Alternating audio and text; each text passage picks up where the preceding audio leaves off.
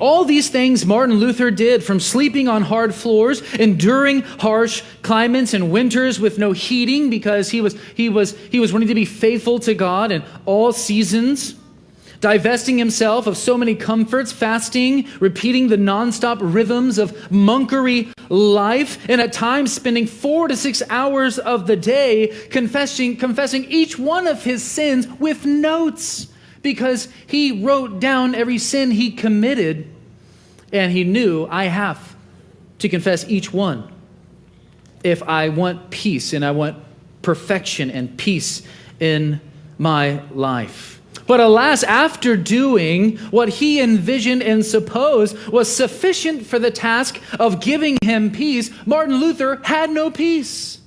After he had done it all, and the question that plagued him the most was this question: have I done enough? Have I done enough? Have I been faithful enough? And at this juncture, I am compelled to even ask everyone in attendance, is this you? Is this you? Are you running around in circles, caught in the cycle of religious observance for peace?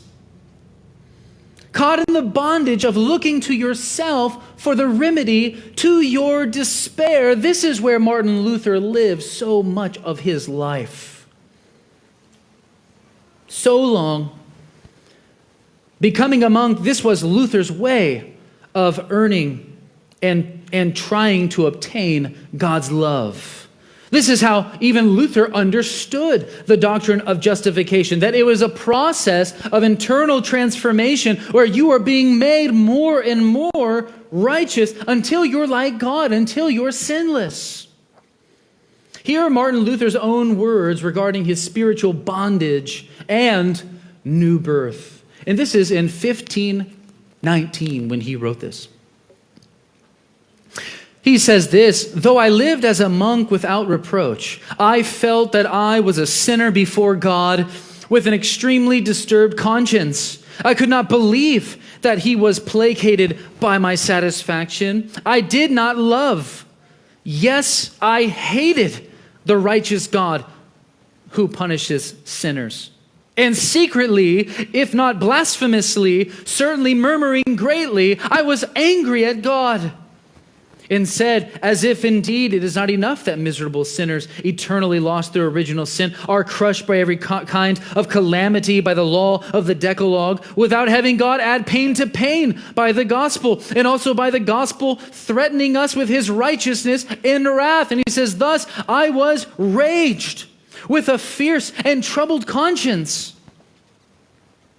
And nevertheless, I beat importunately, persistently, annoyingly upon Paul at that place in Romans 1:17, desiring to know what St. Paul wanted. And then Martin Luther says, at last,